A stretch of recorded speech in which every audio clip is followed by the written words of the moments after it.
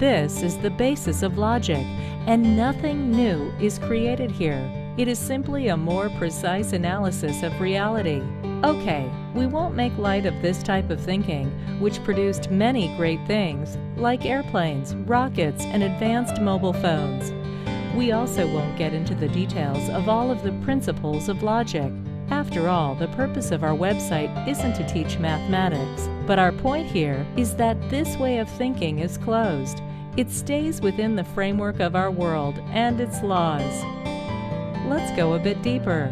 In one of the workshops I gave in our Teacher's Lounge, our topic was personal teacher-student dialogue. One of the teachers took me aside and shared with me an emotional experience.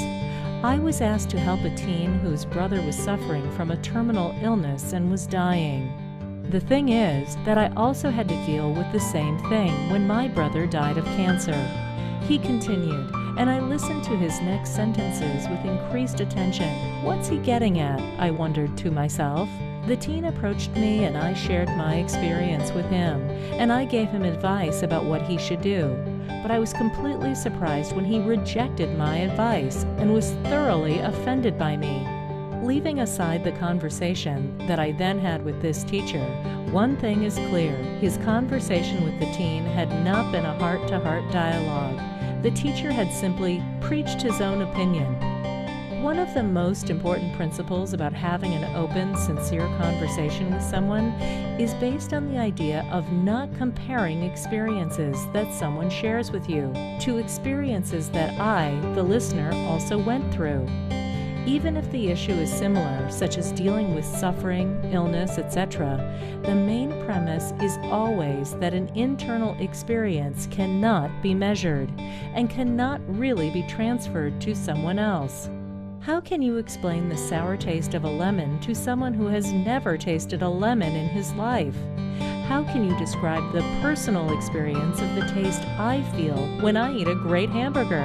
If our starting point is that when I experience an internal experience, I am being me, and by definition, I am not you, the most I can do is experience a close or similar experience, but never an experience that is identical to yours.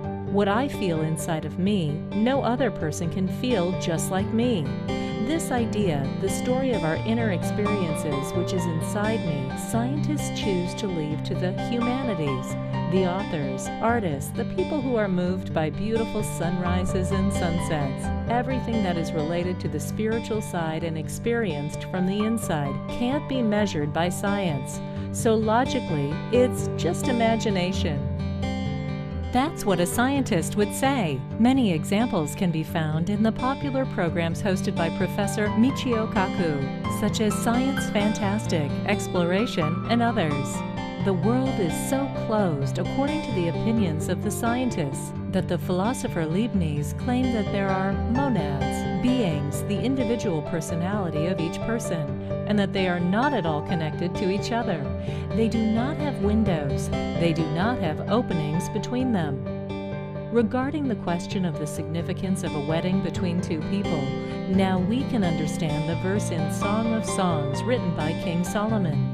Love is as strong as death, 8:6. One member of the couple needs to die for the other one to live. There is no true, genuine way to connect with another person.